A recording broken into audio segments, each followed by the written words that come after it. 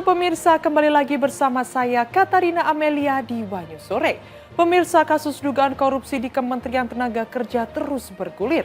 KPK kali ini mengungkap peran Irvian Bobi Mahendro Putro, pejabat yang dijuluki Sultan. Diduga menampung 69 miliar rupiah dan kerap dimintai bantuan keuangan oleh ex-wakil Menteri Immanuel Ebenezer. Informasi lainnya pemirsa, polemik tunjangan perumahan anggota DPR terus bergulir di publik. Wakil Ketua DPR RI Sufmi Dasko Ahmad menegaskan tunjangan sebesar 50 juta rupiah per bulan hanya berlaku 1 tahun saja, sejak Oktober 2024 hingga Oktober 2025. Pemirsa, inilah Wanyu Sore selengkapnya.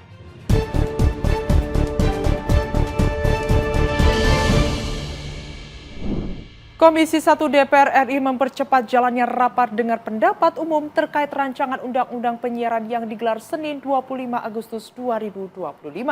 Keputusan ini diambil menyusul meningkatnya eskalasi demonstrasi di sekitar gedung DPR MPR Jakarta.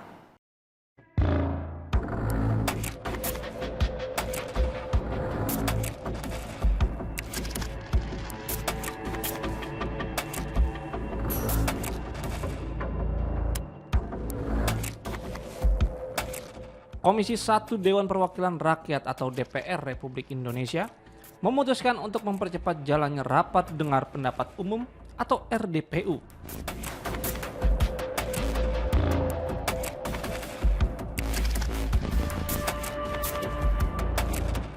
Terkait pembahasan rancangan undang-undang atau RUU penyiaran yang digelar pada Senin siang.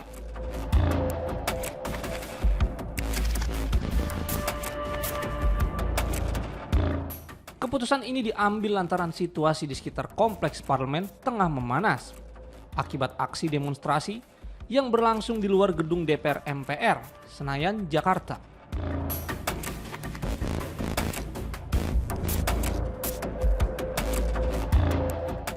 Wakil Ketua Komisi 1 DPR RI, Dev Laksono, menyampaikan kekhawatiran bahwa para peserta rapat bisa mengalami kesulitan untuk meninggalkan lokasi apabila situasi unjuk rasa kian memanas.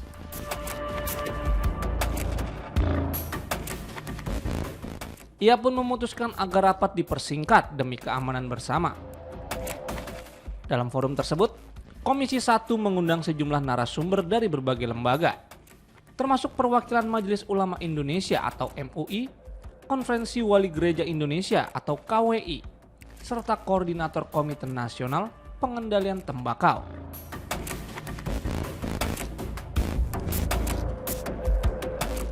Di awal rapat, Dev mengungkapkan apresiasinya atas kehadiran para narasumber, meskipun situasi di luar gedung dinilai kurang kondusif.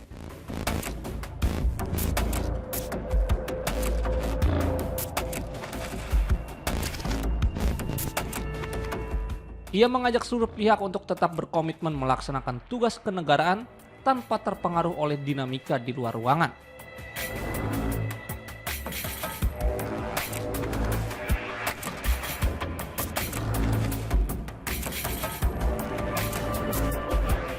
Biasanya, rapat serupa berlangsung lebih lama untuk memberi ruang pendalaman materi. Namun, kali ini diskusi hanya berjalan sekitar 30 menit.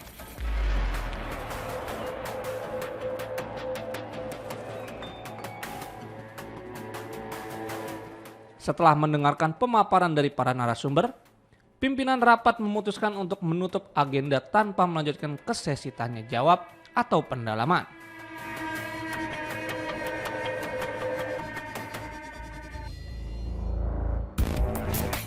Meski singkat, rapat tersebut tetap mencerminkan upaya Komisi 1 dalam menampung aspirasi dari berbagai elemen masyarakat terhadap RUU penyiaran yang tengah menjadi sorotan publik.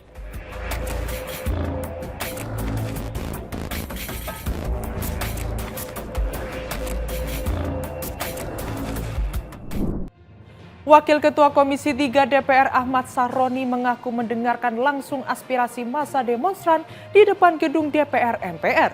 Namun ia mengungkapkan dirinya melakukan hal tersebut sambil bersembunyi. Meski demikian, Sahroni menyebut aksi demonstrasi tersebut patut diapresiasi.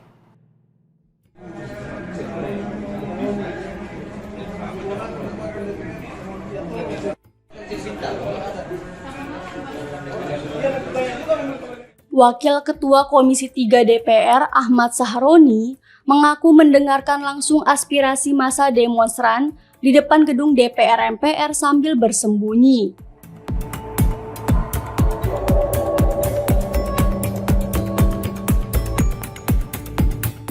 Sahroni mengatakan aspirasi para demonstran tersalurkan melalui komunikasi yang terbuka.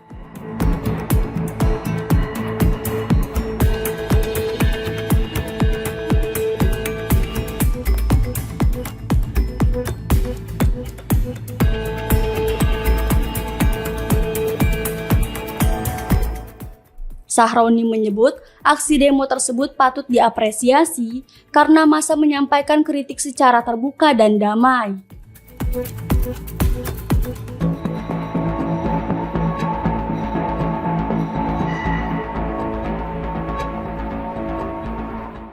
Namun ia menyayangkan adanya sebagian massa aksi yang terlibat kerusuhan dengan aparat keamanan.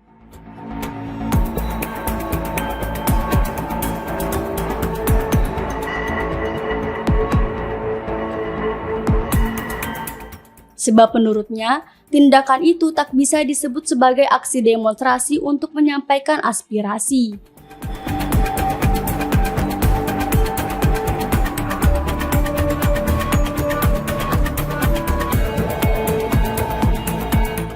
Sahroni mengatakan, DPR sebenarnya terbuka untuk menerima masukan dari masyarakat jika penyampaiannya dilakukan secara baik-baik.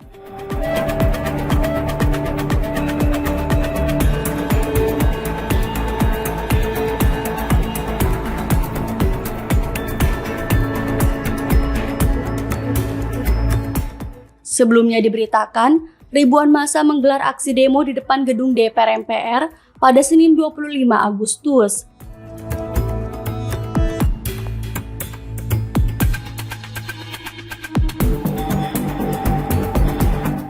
Aksi tersebut berujung ricuh setelah aparat memukul mundur massa dengan menyemprotkan air hingga menembakkan gas air mata.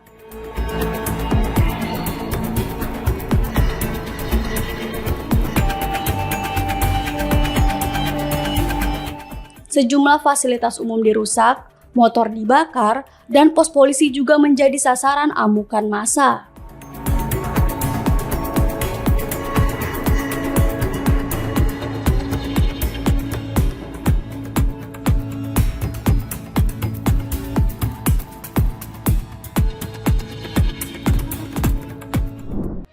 Sekitar 10.000 buruh disebut akan mengikuti demonstrasi di depan gedung DPR atau Istana Kepresidenan Jakarta pada Kamis 28 Agustus 2025.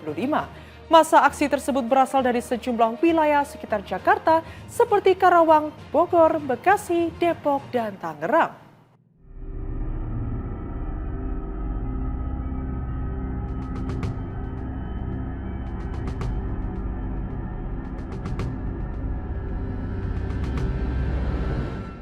Ribu buruh disebut bakal mengikuti demo di depan gedung DPR atau Istana Kepresidenan Jakarta, Kamis 28 Agustus 2025.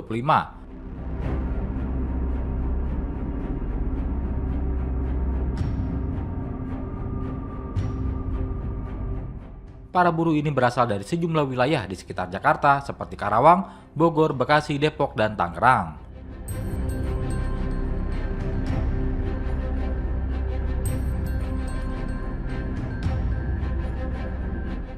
Ada 5 isu yang bakal dibawa oleh elemen buruh dalam aksi besok. Ini penjelasannya.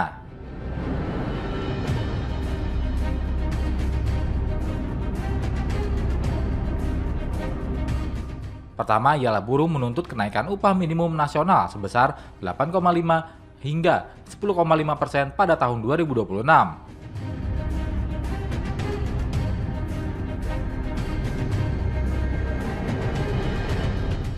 Perhitungan ini berdasarkan formula resmi yang ditetapkan dalam putusan Mahkamah Konstitusi nomor 168, yakni inflasi, pertumbuhan ekonomi, dan indeks tertentu.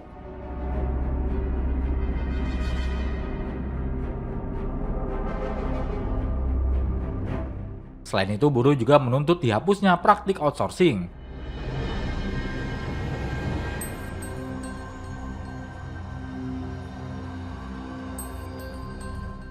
Menurut Presiden Partai Buruh, Said Iqbal, putusan MK telah menegaskan bahwa praktik outsourcing dalam Undang-Undang Cipta Kerja harus dibatasi hanya pada jenis pekerjaan tertentu.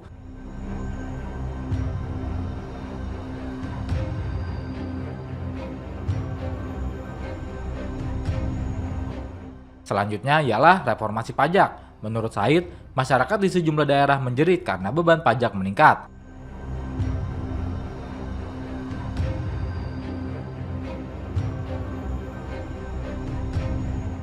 Di Pati, Jawa Tengah misalnya, kenaikan pajak bumi dan bangunan atau PBB telah memicu perlawanan warga.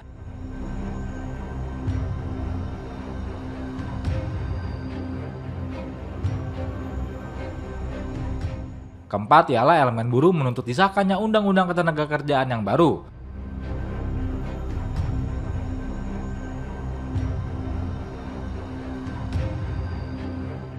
Said mengatakan panitia kerja di DPR tak kunjung membahas secara serius usai Mahkamah Konstitusi mengeluarkan putusan baru yang dimenangkan oleh Partai Buruh, KSPSI Andi Gani, KSPI, dan FSPMI.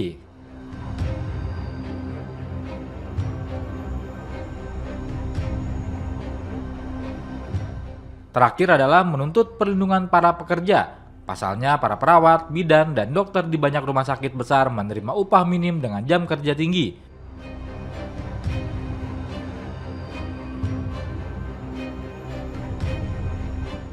Sementara, beban kerja mereka sangat vital bagi keselamatan orang lain.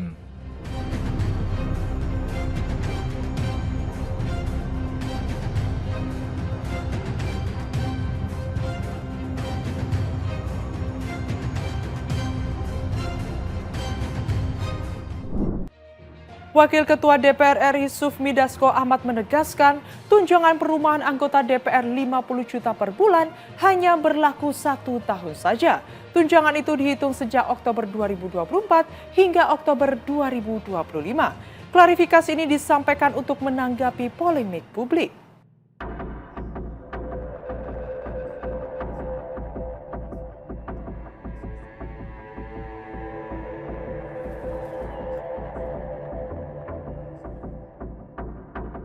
Wakil Ketua DPR RI Sufmi Dasko Ahmad memberikan penjelasan terkait tunjangan perumahan sebesar 50 juta rupiah per bulan yang diterima anggota DPR.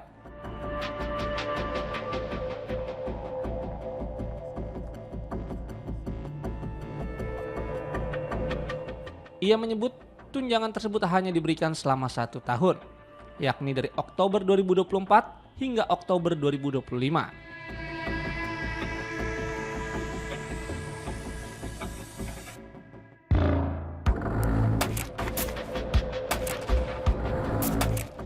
Setelah itu, tidak ada lagi tunjangan sejenis yang akan diterima hingga akhir masa jabatan anggota Dewan periode 2024-2029.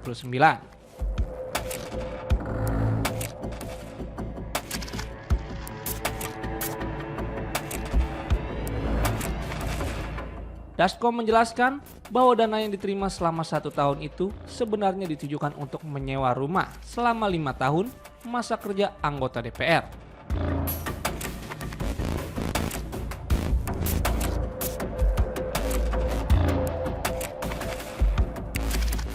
Namun, karena keterbatasan anggaran negara, pembayaran tidak bisa dilakukan sekaligus. Sebagai solusi, pemerintah mengangsur dana kontrak rumah selama 12 bulan dengan besaran 50 juta rupiah per bulan.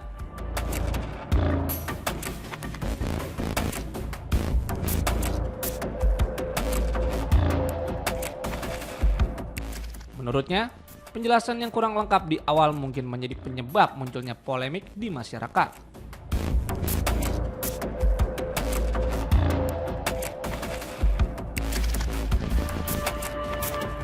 Banyak yang mengira anggota dewan akan terus menerima tunjangan sebesar itu setiap bulan selama 5 tahun.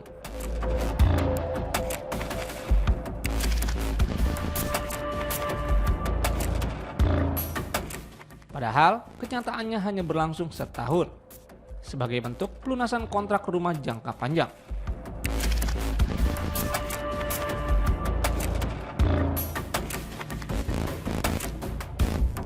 Dasko berharap klarifikasi ini bisa memperjelas duduk perkara sekaligus meredakan kekhawatiran publik.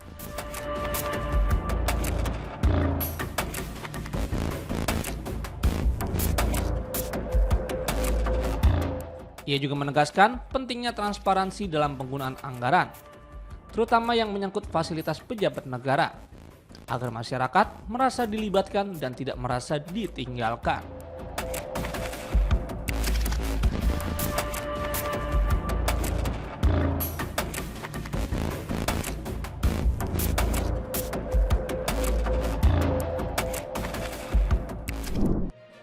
Presiden Prabowo Subianto menegaskan kursi Wakil Menteri Ketenagakerjaan yang ditinggalkan Immanuel Ebenezer akan segera diisi.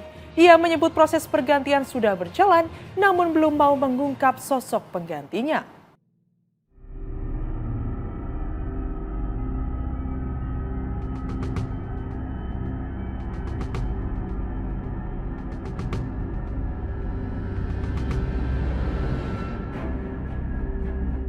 Presiden Prabowo Subianto buka suara terkait kasus pemerasan yang menyeret ex-wakil Menteri Ketenagakerjaan atau Wamenaker Immanuel Ebenezer alias Noel.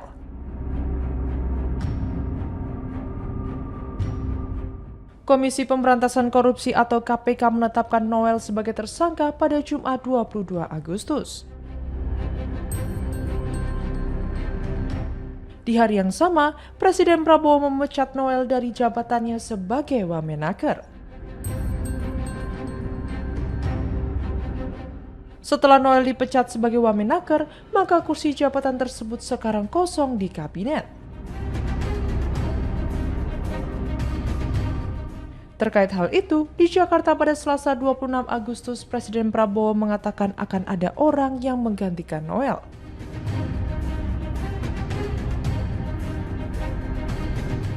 Kendati sudah menyiapkan nama pengganti, namun Prabowo enggan membeberkan siapa sosok tersebut.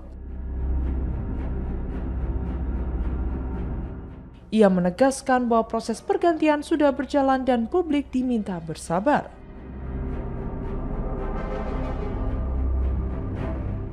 Dalam Kabinet Merah Putih, Noel merupakan anggota pertama yang ditetapkan menjadi tersangka oleh KPK.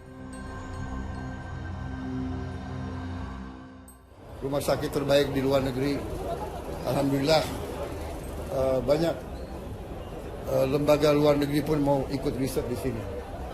Ya, oke. Sudah diurus semuanya itu, ya. Noel terkena operasi tangkap tangan atau OTT KPK pada Rabu 20 Agustus sebelum ditetapkan sebagai tersangka bersama 10 orang lainnya. KPK mengungkapkan praktik pemerasan terkait proses sertifikasi keselamatan dan kesehatan kerja atau K3 di Kemenaker sudah berlangsung sejak 2019 dan diperkirakan menghasilkan 81 miliar rupiah. Saat menjabat, Noel mengetahui hal ini dan membiarkannya, serta menerima 3 miliar rupiah dan motor Ducati. Modus operandi yang dilakukan yakni memperlambat atau mempersulit proses sertifikasi K3 bagi pihak yang enggan membayar lebih. Biaya sertifikasi seharusnya Rp275.000, tetapi melonjak hingga Rp6 juta per sertifikat.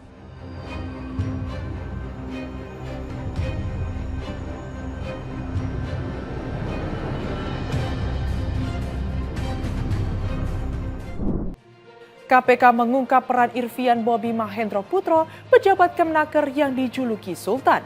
Ia diduga menampung 69 miliar rupiah dan sering dimintai bantuan keuangan oleh ex-Wamenaker Immanuel Ebenezer.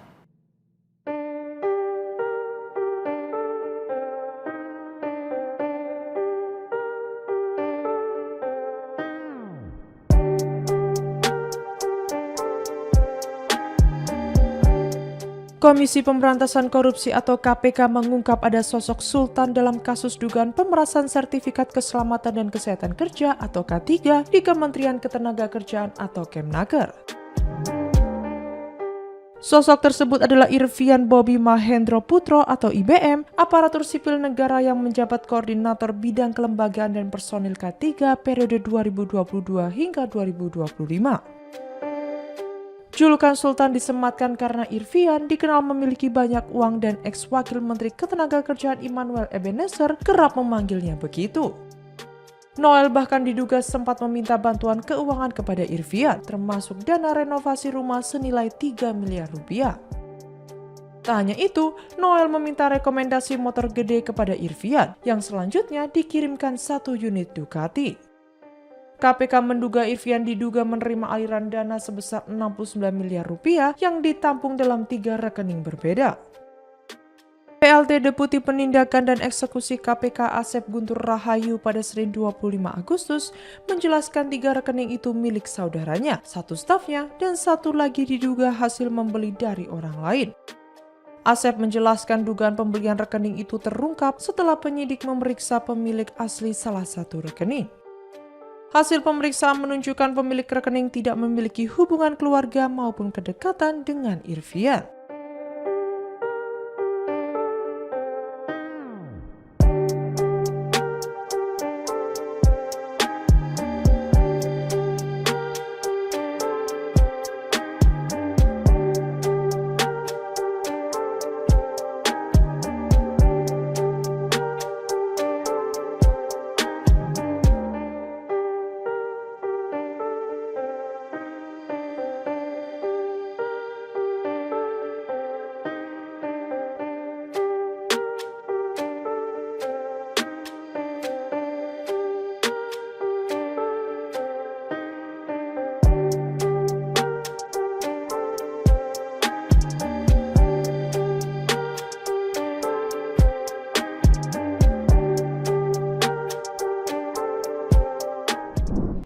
Isu dugaan program makan bergizi gratis mengandung minyak babi memicu keresahan masyarakat.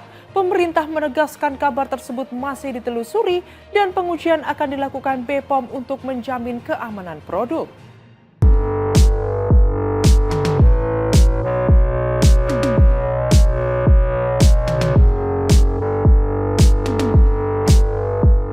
Heboh isu peralatan makan berupa nampan atau food tray dalam program makan bergizi gratis atau MBG diduga mengandung minyak babi memicu kekhawatiran publik.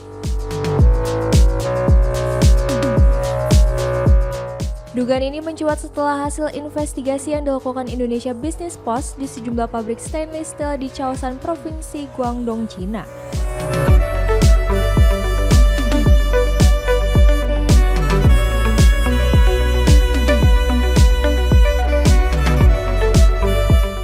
Dalam laporan IBP, disebutkan adanya indikasi penggunaan minyak babi sebagai campuran pelumas industri dalam proses pembuatan nampan.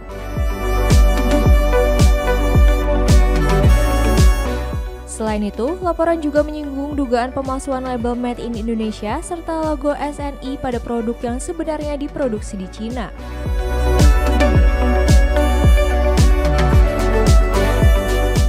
Kepala Badan Gizi Nasional BGN Dadan Hindayana menegaskan pihaknya masih melakukan pengecekan atas kabar tersebut.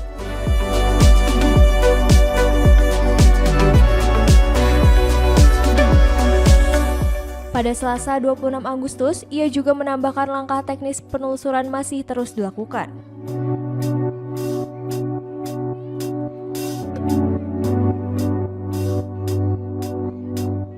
Sementara itu, Kepala Kantor Komunikasi Kepresidenan PCO Hasan Nasbi mengatakan hingga kini pemerintah belum menemukan bukti adanya nampan MBG yang mengandung minyak babi.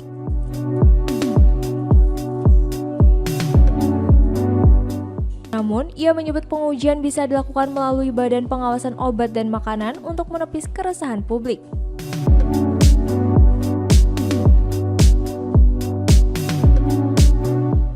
Sebagai tindak lanjut, Badan Standarisasi Nasional sebelumnya telah menetapkan standar baru terkait penggunaan food tray.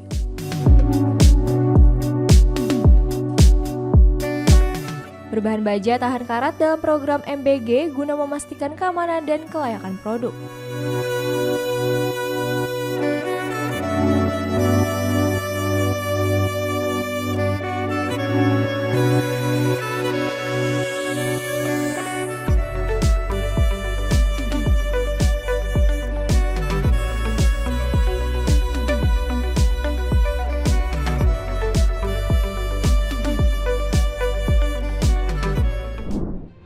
Demikian informasi yang dapat kami sampaikan pemirsa. Terima kasih telah bergabung bersama kami. Saya Katarina Amelia dan seluruh tim yang bertugas mengucapkan sampai jumpa di Wanyu Sore berikutnya. Setiap hari pukul 7 malam hanya di kanal YouTube TV Wanyuscom.